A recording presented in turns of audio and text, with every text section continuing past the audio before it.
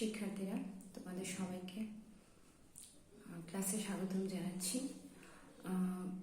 আজকে আমরা যুক্তিবিদ্যা দ্বিতীয় পত্রের দ্বিতীয় অধ্যায় যৌক্তিক বিভাগ নিয়ে আলোচনা করব। এর আগের যে ক্লাসগুলো ছিল সেখানে মূলত আমরা যৌক্তিক বিভাগ কি, যৌক্তিক বিভাগের নিয়মাবলী এবং যৌক্তিক বিভাগের নিয়মগুলো লঙ্ঘন করলে কি ধরনের অনুপপত্তি হতে পারে সেটা নিয়ে আমরা আলোচনা করেছিলাম। আজকে আমরা যৌক্তিক বিভাগেরই একটি অংশ হচ্ছে দ্বিকোটিক বিভাগ। দ্বিকোটিক বিভাগ নিয়ে আমরা আলোচনা করব। যৌক্তিক বিভাগে আমরা একটি জাতিকে তার অন্তর্গত উপজাতি সমূহে ভাগ করি। এই বিভাগকরণ একটি সহজ সরল প্রক্রিয়া বলে মনে হলেও আসলে কিন্তু বিষয়টা অত সহজ নয়। তার কারণ বিভাগকে বেশ কয়েকটি নিয়মের উপর নির্ভর করতে হয়। এই নিয়মগুলো আমাদেরকে যথাযথভাবে পালন করতে হবে। যদি আমরা এই নিয়মগুলোর কোনো একটি নিয়মকে অস্বীকার করি বা ফলো না করি, অনুসরণ না করি, সেক্ষেত্রে আমাদের ভুল হওয়ার সম্ভাবনা থাকে অনেকটা। যৌক্তিক বিভাগ একটি রূপগত প্রক্রিয়া হলেও এটি অনেকাংশে হচ্ছে বাস্তব ভিত্তিক। রূপগত যুক্তিবিদ্যা যৌক্তিক বিভাগের যে অসুবিধা রয়েছে সে অসুবিধাগুলো দূর করার জন্য দ্বিকোটিক বিভাগ নামে একটি বিভাগের অবতারণা করেছেন। দ্বিকোটিক বিভাগের অর্থ হলো দুভাগে ভাগ করা। দ্বিকোটিক বিভাগের অর্থ হলো দুভাগে ভাগ করা। দ্বিকোটিকের ইংলিশ হচ্ছে ডিকোটমি। এর অর্থ হচ্ছে কাটিং ইনটু টু পার্টস। যখন আমরা কোনো কিছুকে দুই ভাগে ভাগ করব তখন সেটাকে বলা হচ্ছে দ্বিকোটিক বিভাগ। অর্থাৎ দ্বিকোটিক বিভাগ হলো কোনো একটি জাতিকে তার অন্তর্গত দুটি বিরুদ্ধ উপজাতিতে বিভক্ত করার প্রক্রিয়া। এরূপ সদর্থক পদ বিশিষ্ট থাকে একটি, আর অপরটি থাকে হচ্ছে নৈর্থক পদ বিশিষ্ট। এই বিভাগে একটি জাতিকে এমন দুটি উপজাতিতে ভাগ করা হয় যাদের একটির মধ্যে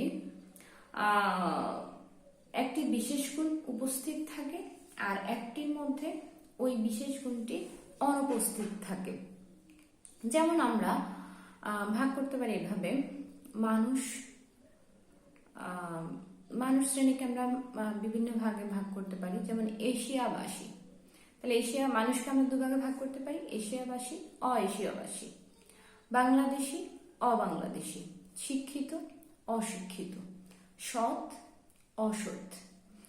এভাবে হচ্ছে আমরা দ্বিকোটিক বিভাগ করব, মানে যে কোনো জাতি বা শ্রেণীকে দুটি অংশে বা দুটি উপশ্রেণীতে বিভক্ত করব। দ্বিকোটিক বিভাগ হচ্ছে একটি আকারগত প্রক্রিয়া। এক্ষেত্রে একটি জাতিকে দুটি বিরুদ্ধ উপজাতিতে বিভক্ত করার সময় উপজাতি দুটি সম্বন্ধে কোনো বাস্তব জ্ঞানের প্রয়োজন হয় না। বিভাগের এই প্রক্রিয়াটি যুক্তিবিদ্যার দুটি মৌলিক নিয়ম যথা বিরোধ নিয়ম, ল অফ কন্ট্রাডিকশন, এবং নির্মধ্যম নিয়ম, ল অফ এক্সক্লুডেড মিডল এর উপর নির্ভরশীল। কাজেই দ্বিকোটিক বিভাগের প্রক্রিয়াটি হচ্ছে একটি বৈধ প্রক্রিয়া। দ্বিকোটিক বিভাগ একটি সহজ সরল প্রক্রিয়া। বিভাগের সবগুলো নিয়মই মোটামুটিভাবে এখানে পালিত হয়ে থাকে। দ্বিকোটিক বিভাগের প্রতি বিভাগে এক জোড়া বিরুদ্ধ পদ থাকে যারা পরস্পর বিচ্ছেদক। মানে আমাদের যৌক্তিক বিভাগের একটি নিয়ম হচ্ছে যে বিভক্ত উপজাতিগুলো অবশ্যই কি হতে হবে, পরস্পর বিচ্ছেদক হতে হবে। এখানে আমরা যখন দুটি বিরুদ্ধ পদে কোনো পদকে বিভাজন করব তখন সেটি অবশ্যই বিচ্ছেদক হতে হবে। এবং বিচ্ছেদকের বিভাগের ক্ষেত্রে আমরা কিন্তু যে কোনো একটি মূল সূত্রই অনুসরণ করব। যেমন আমি যখন বলছি মানুষ শ্রেণীকে ভাগ করছি সৎ, অসৎ, সৎ মানুষ, অসৎ মানুষ, তাহলে আমি সততা মূলনীতির ভিত্তিতে মানুষ শ্রেণীকে ভাগ করছি। আবার আমি বলছি শিক্ষিত অশিক্ষিত, তখন আমি শিক্ষার যে মূলনীতি রয়েছে তার ভিত্তিতে হচ্ছে মানুষ জাতিকে শ্রেণী বিভক্ত করছি। এতে উপজাতিগুলো জাতির সাথে সমব্যবক থাকে, মানে মানুষ বলতে যে ব্যক্তার্থ বা সংখ্যা রয়েছে, যখন আমি তাদেরকে ভাগ করি সৎ মানুষ অসৎ মানুষ, তখন কিন্তু সৎ এবং অসৎ দুটো মিলেই পুরো মানুষের যে ব্যক্তার্থ বা মানুষ জাতির যে সংখ্যা রয়েছে সেটি সমব্যাপক হতে থাকে। আর জাতির নাম উপজাতির বেলায়ও প্রযোজ্য হয়ে থাকে। যখন আমি বলছি শিক্ষিত মানুষ অশিক্ষিত মানুষ, তখন শিক্ষিত এবং অশিক্ষিত দুটোর মধ্যেই কিন্তু মানুষ শ্রেণীটি প্রযোজ্য হচ্ছে।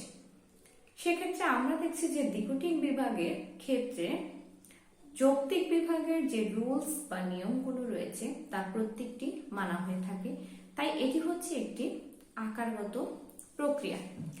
এখন শিক্ষার্থীরা আমরা জানব কিভাবে দ্বিঘটিক বিভাগের কি ধরনের সুবিধা এবং অসুবিধা রয়েছে। দ্বিঘটিক বিভাগে যৌক্তিক বিভাগে সবগুলো নিয়মই পালিত হয় বলে নিয়ম কানুনের দিক দিয়ে এই প্রক্রিয়াটি একটি নিখুঁত ও নির্ভুল প্রক্রিয়া। এতে বিভাগের কোনো অনুপপত্তি ঘটার কোনোই সম্ভাবনা থাকে না। তার মানে কি, যেহেতু এটি যৌক্তিক বিভাগের সকল নিয়মগুলো মানে, সেক্ষেত্রে এখানে কোনো ধরনের ভুল হওয়ার সম্ভাবনা থাকে না, এটা বলা হচ্ছে এখানে। সেকেন্ড বলা হচ্ছে দ্বিঘটিক বিভাগ একটি আকারগত প্রক্রিয়া বলে এতে বিভাগকরণের সময় উপজাতি সম্বন্ধে বাস্তব জ্ঞান না থাকলেও সঠিকভাবে তা সম্পন্ন করা যায়।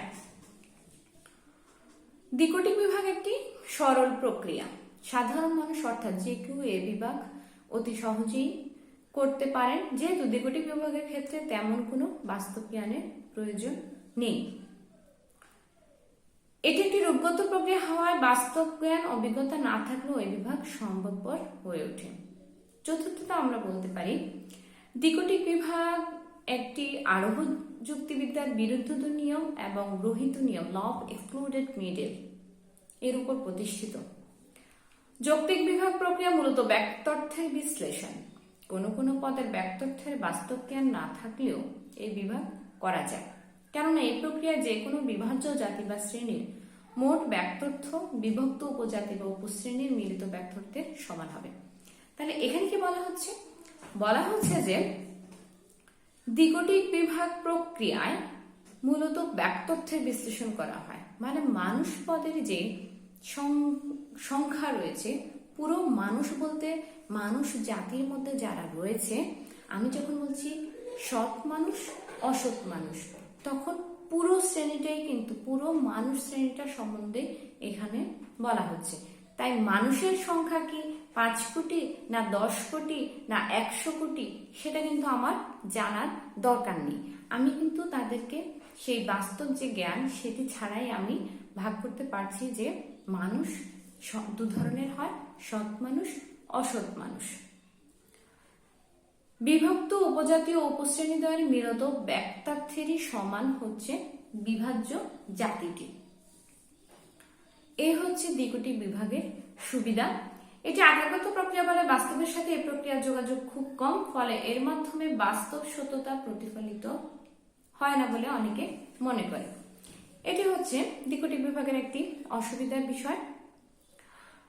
দ্বিঘটিক বিভাগের ক্ষেত্রে যেমন সুবিধা রয়েছে তেমন কিছু অসুবিধাও রয়েছে।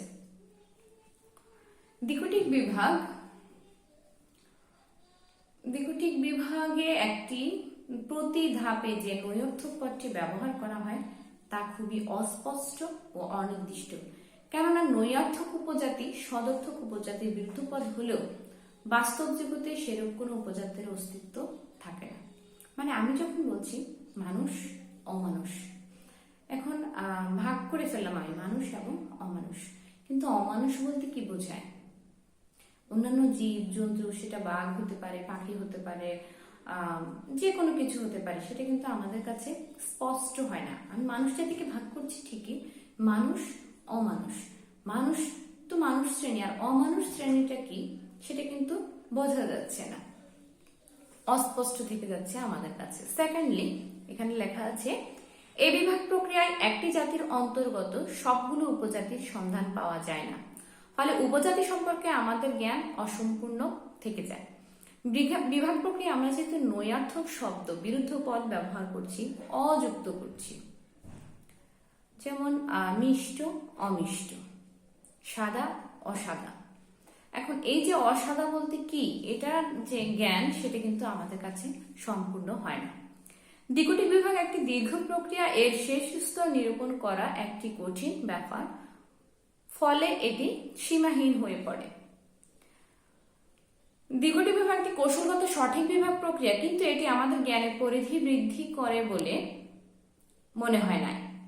এখানে কোনো জাতির উপজাতিগুলো দেখানো হয় না, ফলে এগুলো সম্পর্কে আমাদের জ্ঞান অপূর্ণ থেকে যায়। যৌক্তিক বিভাগ হচ্ছে একটি আকারগত প্রক্রিয়া, ঠিক তেমনি দ্বিকোটিক বিভাগ হচ্ছে একটি আকারগত প্রক্রিয়া, ফলে বাস্তবে এর প্রক্রিয়ার যোগাযোগ খুব কম থাকে, এর মাধ্যমে বাস্তব সত্যতা অর্জন সম্ভব হয় না। যৌক্তিক বিভাগ হলো ব্যাক্তর্থ বিশ্লেষণ, কিন্তু দ্বিকোটিক বিভাগে ব্যাক্তর্থ বিশ্লেষণের তেমন কোনো সুযোগ নেই। তাছাড়া যৌক্তিক বিভাগের জন্য গ্রহণযোগ্য মূলনীতি, বিভক্ত উপশ্রেণী ইত্যাদি বিষয় সম্পর্কে দ্বিকোটিক বিভাগে তেমন কোনো আলোচনা করা হয় না। তাহলে আমরা দেখতে পেলাম যে দ্বিকোটিক বিভাগে যেমন কিছু সুবিধা রয়েছে, তেমনি কিছু অসুবিধাও রয়েছে। তো আমরা বিভাগ প্রক্রিয়ার ক্ষেত্রে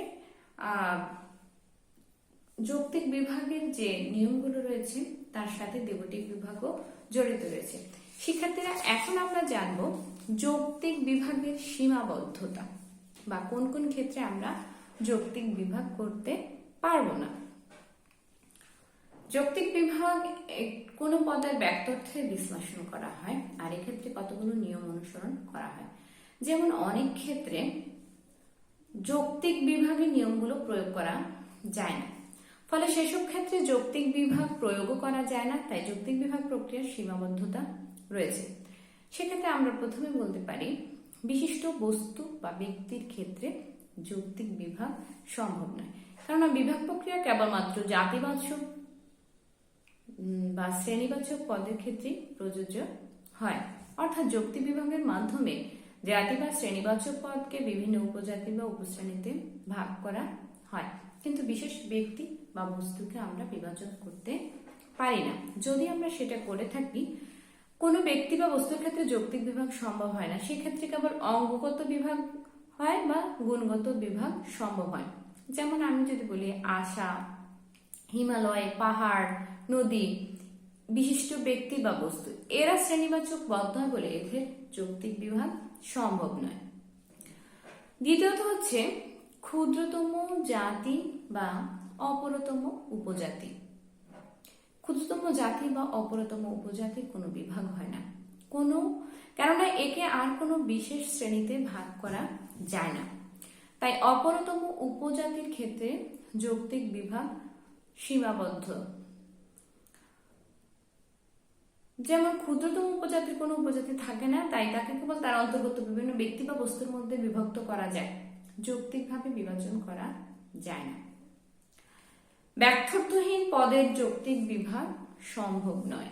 আমরা জানি বিভাগ হচ্ছে শ্রেণীবাচক পদের ব্যাক্তর্থের বিশ্লেষণ, তাই যেসব পদ কোনো ব্যাক্তর্থে নির্দেশ করে না তাদের ক্ষেত্রে বিভাগ সম্ভব নয়। গুণবাচক ব্যাক্তর্থ বলতে আমরা জানি সংখ্যার দিক, যেসব পদ কোনো সংখ্যার দিক প্রকাশ করে না সেসব ক্ষেত্রে আমরা শুধু গুণগত দিক পেয়ে থাকি, সেগুলোকেও যৌক্তিক বিভাজন করা সম্ভব নয়।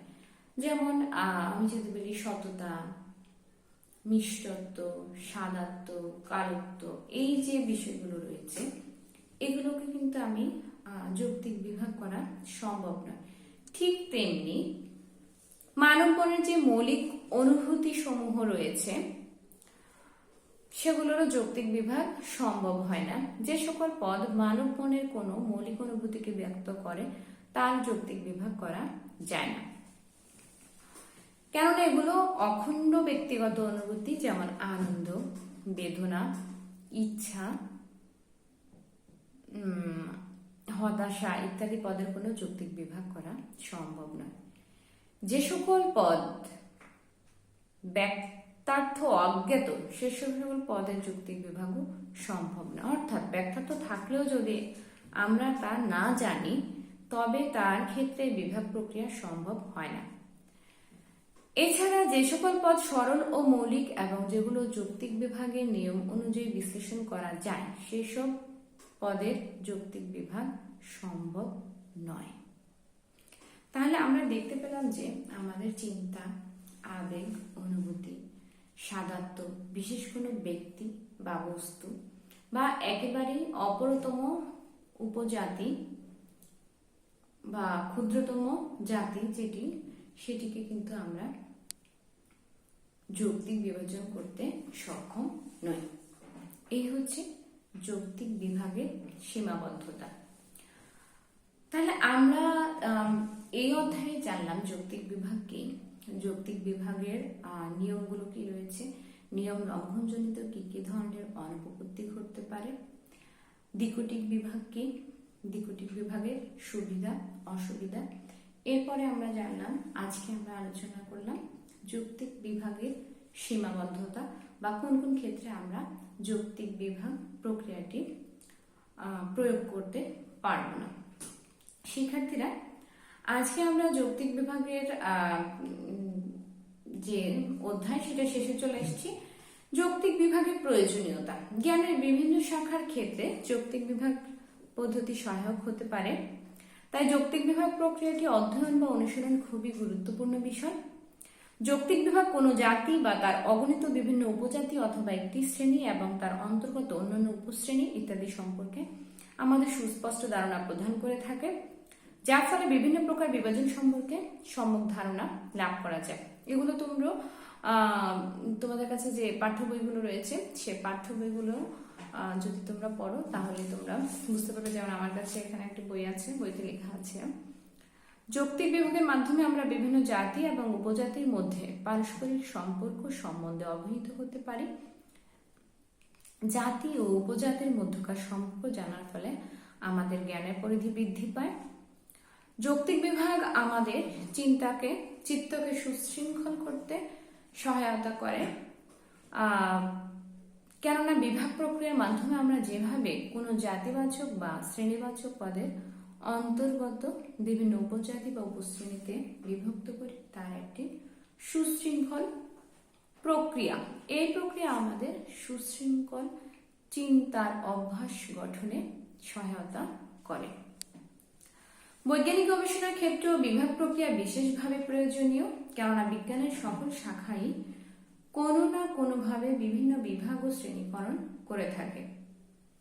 যৌক্তিক বিভাগ প্রক্রিয়া বিজ্ঞানের এই সকল বিভাগায়ন প্রক্রিয়া সহায়ক হিসেবে কাজ করতে পারে। কোনো ব্যক্তি বা বস্তু বা প্রাণী বা বিষয়ের গুণাগুণ বা ধর্ম সম্পর্কে ধারণা নেওয়ার ক্ষেত্রেও যৌক্তিক বিভাগ আমাদের সাহায্য করতে পারে। যেমন আমরা যদি বলি মানুষ ও অন্যান্য প্রাণীর মতোই প্রাণী জাতির অন্তর্ভুক্ত, তাহলে আমরা এটা অনুমান করতে পারি যে প্রাণী ও মানুষের মধ্যে কিছু বিষয়ে মিল থাকবেই। পরিশেষে বলা যায় যে জ্ঞান বিজ্ঞানের বিভিন্ন ক্ষেত্রে যৌক্তিক বিভাগ অনেক গুরুত্ব বহন করে। তাই যৌক্তিক বিভাগ খুবই প্রয়োজনীয় একটি বিষয়। শিক্ষার্থীরা আমাদের যৌক্তিক বিভাগ সম্বন্ধে জানতে হবে।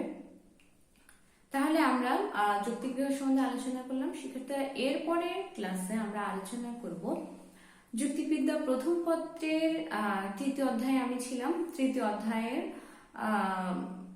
যে বিষয়বস্তু রয়েছে পদ প্রকরণ, শব্দ, এগুলো নিয়ে নেক্সট ক্লাসে আমরা আলোচনা করব। আজকে এ পর্যন্তই। তোমরা সবাই ভালো থাকবে, সুস্থ থাকবে। সামনে তোমাদের পরীক্ষা, পড়াশোনা করবে। আল্লাহ হাফেজ।